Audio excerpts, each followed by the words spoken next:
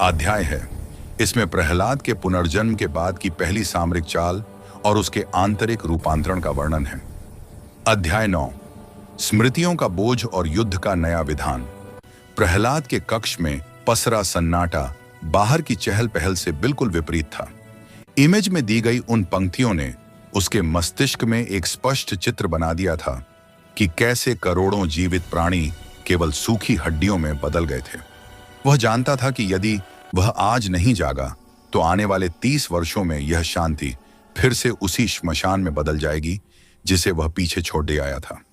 उसने अपने बिस्तर से उठकर फर्श पर कदम रखा और महसूस किया कि उसका यह 15 वर्षीय शरीर अभी कितना कोमल और शक्तिहीन है। उसके मन में अभी भी वह दृश्य ताजा था जब विदेशी घुद्ध सवारों की सेना ने साम्राज्य की सीमाओं को लांघा था।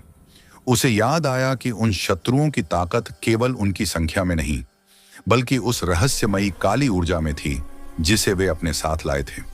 प्रहलाद ने खिड़की से दूर पहाड़ियों की ओर देखा और मन ही मन उन 10 वर्षों के भटकाव के लिए खुद को कोसा। उसने प्रतिज्ञा की कि वह उन 10 वर्षों की कमी को आने वाले 1 वर्ष के कठोर प्रशिक्षण से पूरा करेगा। तभी उसके कक्ष में उसके पिता के प्रधान सेनापति रुद्रदेव ने प्रवेश किया।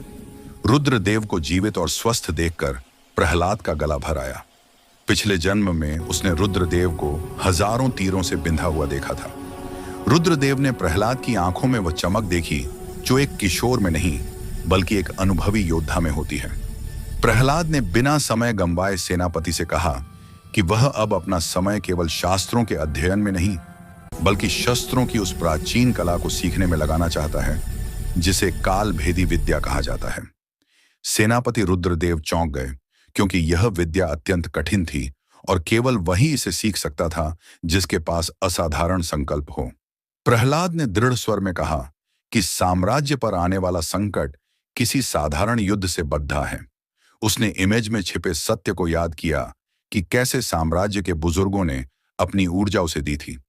वह जानता था कि इस जन्म में उसे वह ऊर्जा स्वयं अर्जित करनी होगी। उस दिन से प्रहलाद का जीवन पूरी तरह बदल गया।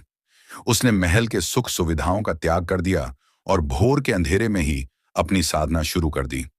उसने अपनी माता सुमित्रा से वादा किया कि वह कुल का गौरव बढ़ाएगा, लेकिन उसके मन में असली लक्ष्य उन विश्वासघातियों को समाप्त करना था जो अभी भी दरबार में ऊंचे पदों पर बैठे शत्रु के साथ मिलकर योजना बना रहे थे। प्रहलाद ने अपनी पुरानी यादों के आधार पर एक सूची तैयार की।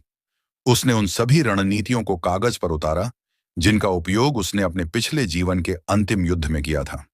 वह जानता था कि इस बार उसे न केवल अपनी रक्षा करनी है बल्कि उस मानव सम्राट की उपाधि को सार्थक करना है जिसे पाने के लिए उसने करोड़ों शवों की बलि देखी थी। उसकी आंखों में अब पश्चाताप की जगह प्रतिशोध और सुरक्षा की ज्योति जल रही थी।